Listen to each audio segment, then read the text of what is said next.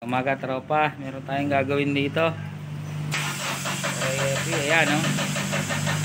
So troubleshoot natin. So ayaw mandar. Nga, isa pa. Opya. Okay na.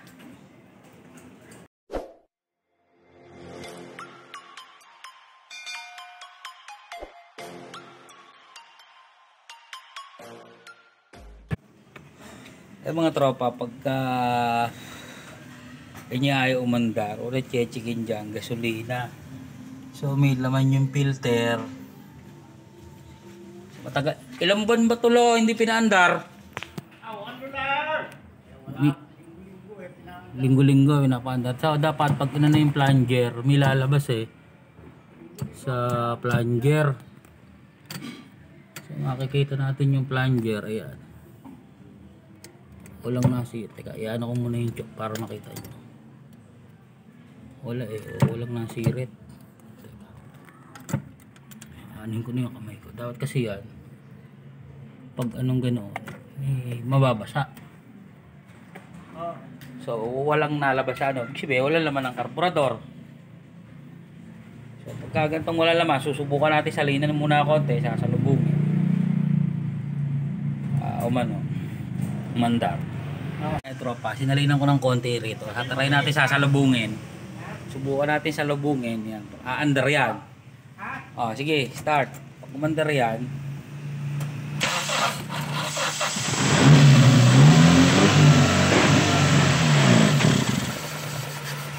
up. So, ibig sabihin, umandar. Ang problema natin, gasolina. Hindi na pasok sa loob. So, teka, anuhin pa natin. Baka naman kulang lang yung nilagay natin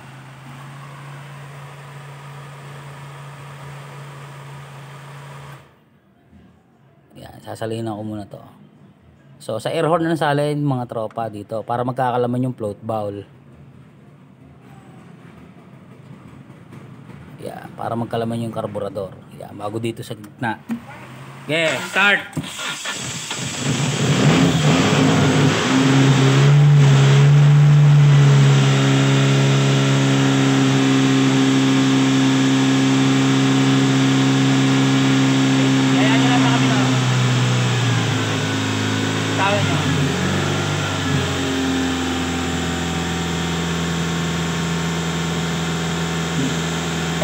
Tawin nyo na.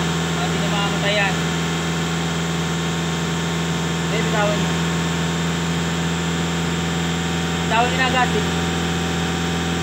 Okay, ayan nyo na. Ayan.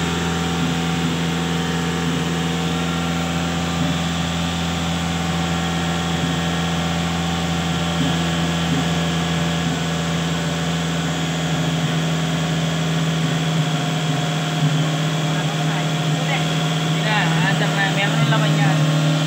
Sirpa natin yun.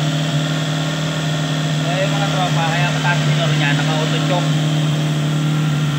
Auto choke yun kusang bababa naman yun pag naubos yung ikinalin malalaan nga natin yan, kaya nga natin yan pag namatay siya.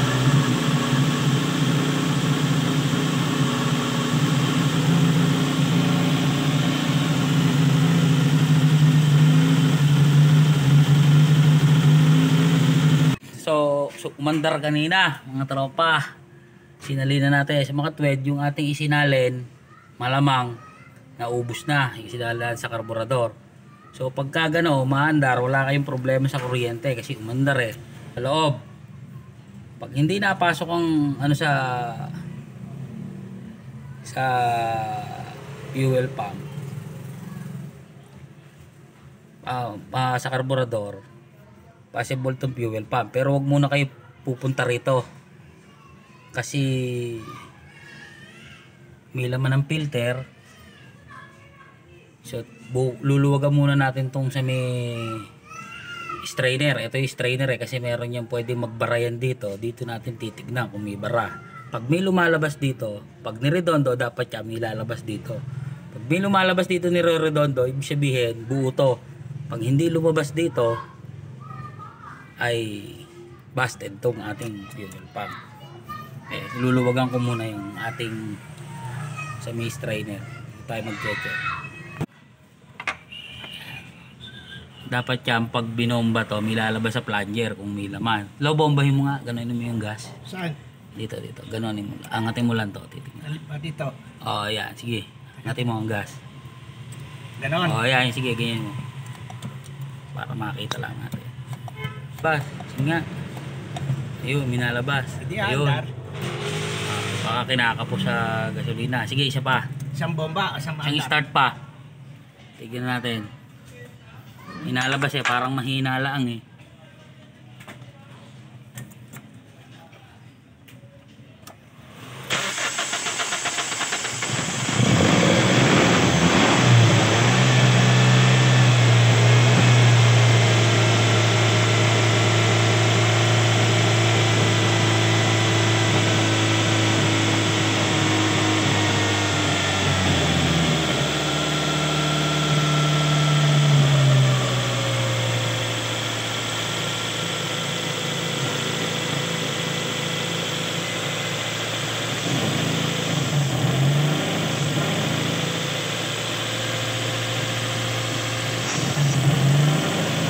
Ayun, kaya namamatay, may vacuum leak ito.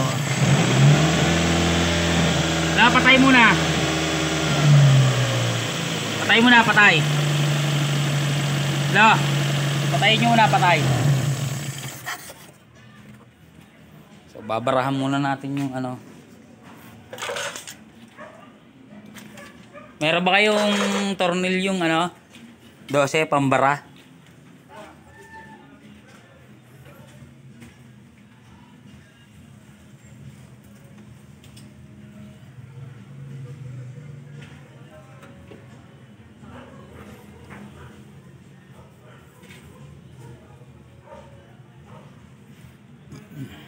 So kasi kaya may vacuum leak ito. Matigas Babarahan natin to kasi nagkakaroon ng vacuum leak.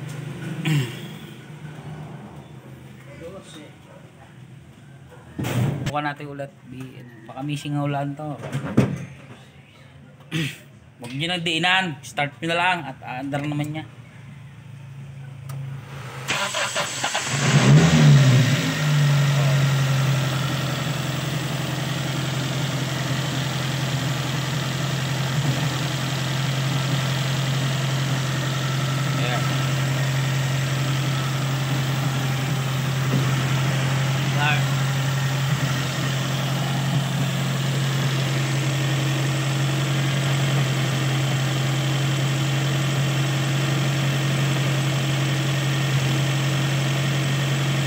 Na siya. Trouble natin bakit nag-hard starting siya ngayon.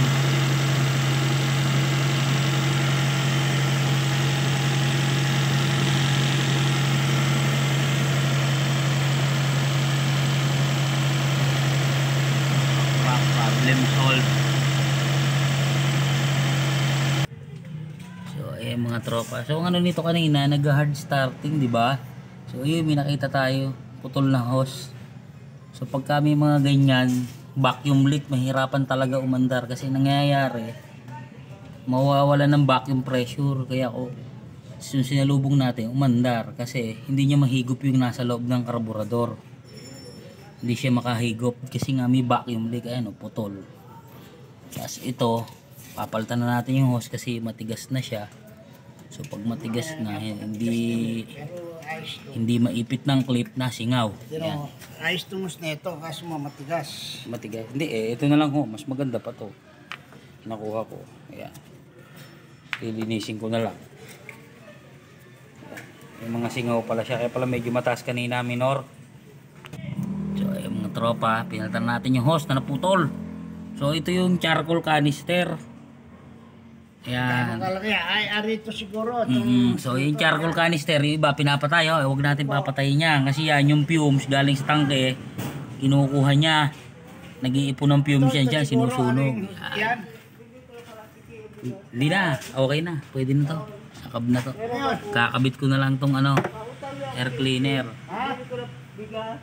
Takaw. Hindi naman ako nabiyahe eh. Nanganak kasi yung kapatid ko, nagbot na yung sa bahay. Talaga trabaho ang mister mo. Wala, galay lang kami. Takaw, ba't mo naman hiniwala yan? Baero. Ah! Bata pa kasi. Kaya ito, kakabit natin to rito. Hinabaan ko na. Eh wala nga, hindi ako nabiyahe pa, hindi ako nakakabiyahe. Eto, tsira pa nga sa sakyan eh.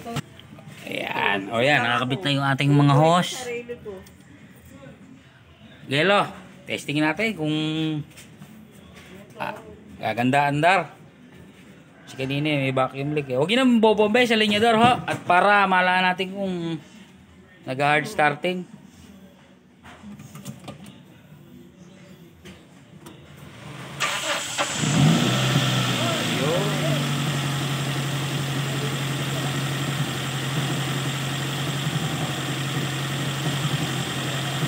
Wala, patay ulit. Patay. Okay, start mo lang ha, walang gas. Mahala natin kung ano.